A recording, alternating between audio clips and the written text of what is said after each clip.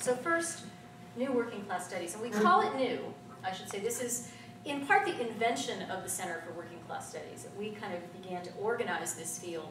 And we put the label new on it, even though one of our advisors and colleagues, historian David Roediger, looked at us and just sort of shook his head and he started saying, there's nothing new. And really what we're doing, very little of it, is truly new, except that we're bringing people together across disciplines.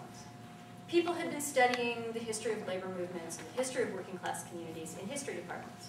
They had been talking in sociology about the structures of the workplace and how the nature of work shapes people's lives and how class identity is lived in practice and shapes people's lives. People in fields like composition and rhetoric have been thinking about how do working class students learn how to write and what are the issues associated with that. People in education have been talking about how class shapes education. Writers have been writing wonderful poems about working class life and plays and stories and music, and none of them were talking to each other. And what we decided to do was bring people together. So what we think is new about new working class studies is that focus on sponsoring, making possible conversations that get historians talking to poets, talking to sociologists, talking to educators, talking to photographers, talking to filmmakers, talking to labor organizers, talking to community activists. Let's get them all together because we can all learn from each other. And that's really the thing that makes this a particularly new field. Working class studies is a sort of big tent. You know, we include people who are studying working class history, the experiences of working class people, religion in working class life, aspects of working class culture, how working class people interact with institutions, the nature of social change that is focused around class, all of those different kinds of things. And we do it thinking about working class people and communities in all of their locations and all of their variety. So we aren't just focused on the history of the labor movement. We aren't just focused on working class people in the workplace. We are certainly not just talking about white industrial male, straight, et cetera, workers. We are thinking about people in their homes, in their neighborhoods, at their churches, in their classroom, at the shopping mall, wherever they go. And we are trying very hard to encompass the full diversity of the working class. One of the challenges in doing this is navigating the relationship between class and other categories of social inequality, social structures, cultural identity, all of those kinds of things. People ask us all the time, well, why did you call it the Center for Working Class Studies?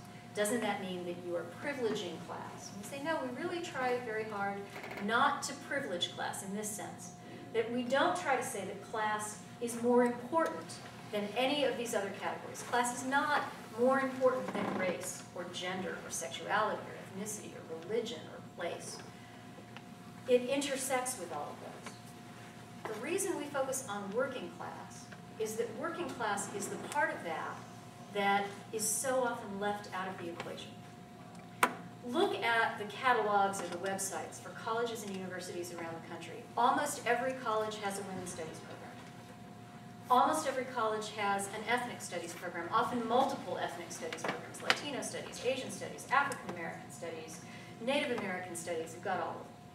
Some campuses even have LGBT studies programs. As of now, there are 4 programs in working class studies at colleges and universities. And the oldest of those goes back to 1996, when we got started.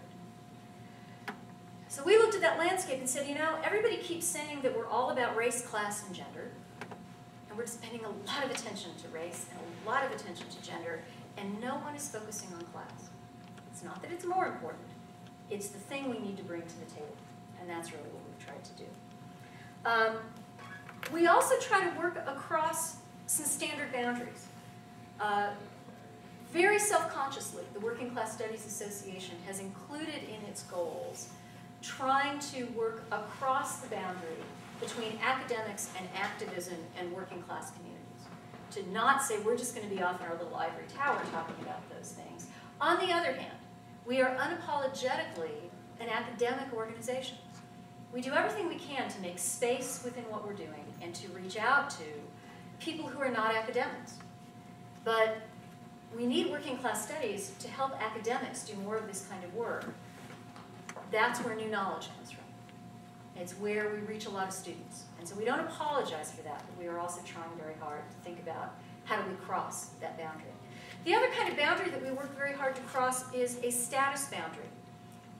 If you go to many conferences in many fields, if you're an academic and you do that kind of thing, you will find the few really big name people, they're sort of off in a little circle and they talk to each other and they wouldn't deign to talk to anybody else. And graduate students sort of cluster together off in another corner. They know that they're not really welcome to talk to anybody else. And everybody in between is kind of jockeying for position. How do I get to be talking with the cool people? And how do I get to ignore the graduate students? Because they're not really up to snuff, and let's not even talk about undergraduates. We very directly, in working class studies, tried to create situations where people would come together across those status boundaries.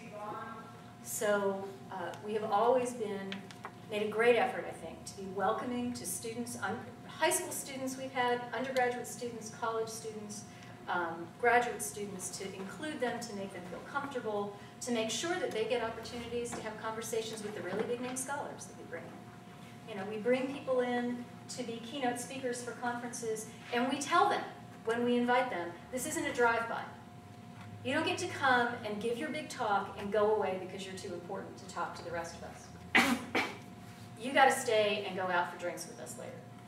You got to stay and go to the poetry reading. I don't care if you're a historian, you go to the poetry reading. You got to stay and participate in the discussion about working class activism, whatever it is, and they do. We've attracted, I think, a whole lot of academics who are suspicious of those hierarchies. So the result is this association that publishes a newsletter, runs a website, runs conferences, gives out awards, all the kinds of things that academic associations normally do. Conferences that are truly unusual. At our conferences, haven't you been to our conferences? You look familiar to me. No? Okay, sorry.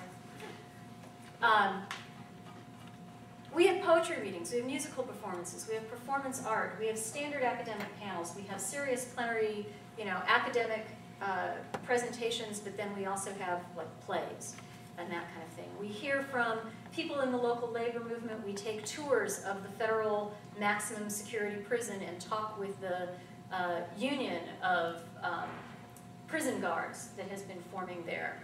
We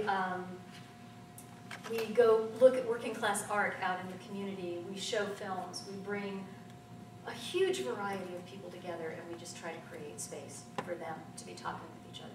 And that's really what this field is all about. So we're working on that big tent. Now that big tent applies to how we define class as well. And I'm going to cling a little more closely to my notes here so that I don't take 2 hours to give you my definition of class, which it could easily take time to do, because class is complicated. And class, I think, is especially complicated in American culture. It's differently complicated and interestingly complicated these days in places like Britain, where they used to have a very strong sense of working class identity that is now a little more complex and being challenged. But here, for a long time, we just didn't talk much about the working class. I was telling China earlier that in the courses I teach, my students will often resist identifying anybody that we're studying or reading or talking about as working class because they think working class is an insult. To call someone working class is to draw attention to their failure to achieve the American dream. And you don't want to draw attention to anyone's failure. It's not their fault, It's not their fault that they're poor, and we don't want to draw attention to that. Because we know what we've learned about how to talk about diversity is that the way you talk about diversity is you ignore other people's differences. So they don't want to talk about class. Jack Metzger, whose work I'll read you just a little bit at the very end here, does a wonderful analysis of the ways that Americans talk badly about class. He talks about this sort of middle class two-step, where we basically say there's the upper class, the middle class, the lower class, and like 90% of us are in the middle class. So let me disabuse you of that notion. Talk a little bit about how we define working class at the Center for Working Class Studies. We do it by looking at a number of factors, and we start with work.